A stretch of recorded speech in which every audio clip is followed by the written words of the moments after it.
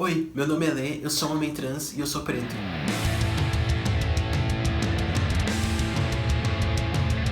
Pode parecer ridículo estar fazendo um vídeo pra falar isso, mas acredita, eu demorei muito tempo pra me entender negro, mais até do que eu demorei pra me entender LGBT. E a verdade é que eu não tenho nem certeza se eu tô realmente pronto pra falar sobre isso agora, mas depois de tudo que aconteceu, eu sinto que eu preciso falar. Nas últimas semanas aconteceu muita coisa e eu tentei me manter afastado um pouco porque eu tava com medo de como isso ia ressoar em mim se eu fosse atingido.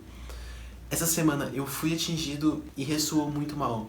A primeira coisa que mexeu muito comigo foi o que aconteceu com o Demétrio, e aí foi quando eu decidi me afastar, principalmente depois de ver o vídeo da mãe dele.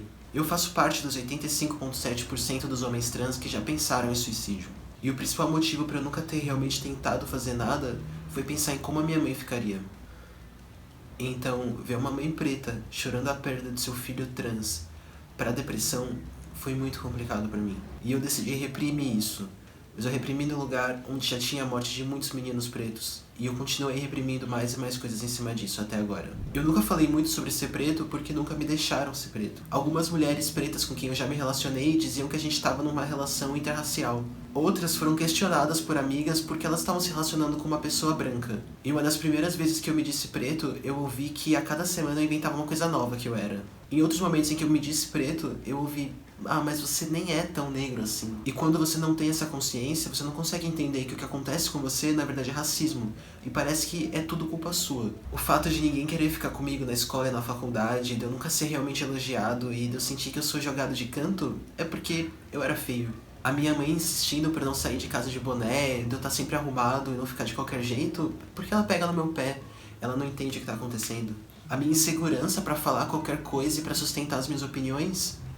Acho que eu não sou inteligente o suficiente. Durante toda a minha vida, a sociedade me excluiu, me invalidou e me diminuiu porque eu me afastava da norma, do correto e do padrão. E me embranqueceu para que eu não pudesse nomear isso, para que eu não pudesse me unir com os meus e lutar. E na verdade disse para muitos dos meus que eu não era um deles. E se os outros pretos diziam que o meu lugar não era ali, como é que eu ia discutir com isso? Se os brancos diziam que eu não era negro, como eu seria? Como eu poderia dizer que eu sofria racismo se aparentemente ninguém entendia que eu era uma pessoa preta? E eu sentia que eu estaria me apropriando de uma luta que não era minha, que eu não tinha propriedade nem lugar de fala para falar. E eu tinha medo de ser visto como branco salvador. Eu, com medo de levantar uma bandeira e ser lido como um branco.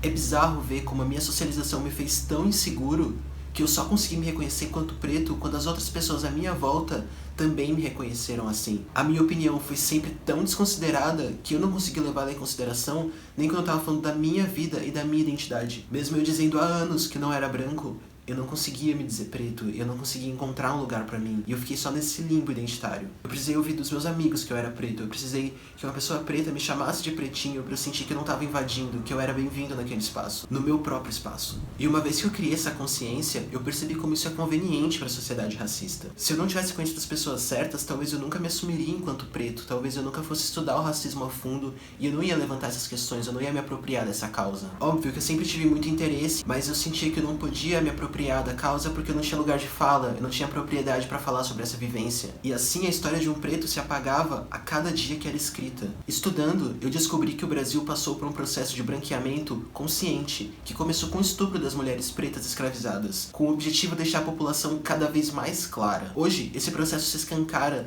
na pressão que a gente sofre constantemente para tentar nos embranquecer para sermos mais aceitos, seja alisando nossos cabelos, fazendo cirurgias para diminuir os nossos traços e vendo a branquitude como a única beleza possível e admirável. Estudar tirou um grande peso das minhas costas ao me mostrar que o problema não era eu, nunca foi. Me mostrou como a socialização de meninas pretas, que foi a socialização que eu tive, nos torna pessoas emocionalmente fragilizadas que duvidam da própria beleza e capacidade. Eu entendi que eu tenho mais acesso a lugares por causa da minha pele clara, não porque as pessoas brancas me veem como alguém igual a elas, mas porque elas conseguem ignorar as nossas diferenças e imaginar que eu sou branco. E esse pensamento racista não muda a sociedade que a gente vive, muito pelo contrário. Até porque essa passabilidade que eu tenho se perde muito fácil, como por exemplo com o meu cabelo. Estudar me trouxe a responsabilidade de lembrar pra todo mundo que eu sou sim preto e que eu vou levar essa pauta pra todos os lugares que eu estiver. E eu vou estudar cada vez mais pra eu ter cada vez mais voz e vou ouvir da voz pra quem precisa ser ouvido. E acho que é isso que eu precisava pelo menos começar a falar aqui. Se inscrevam no canal, ativem o sininho, curtam o vídeo, isso é muito importante. Se cuidem e cuidem uns dos outros, principalmente nesse momento que a gente tá vivendo agora. Bebam bastante água e não se comparem com outras pessoas.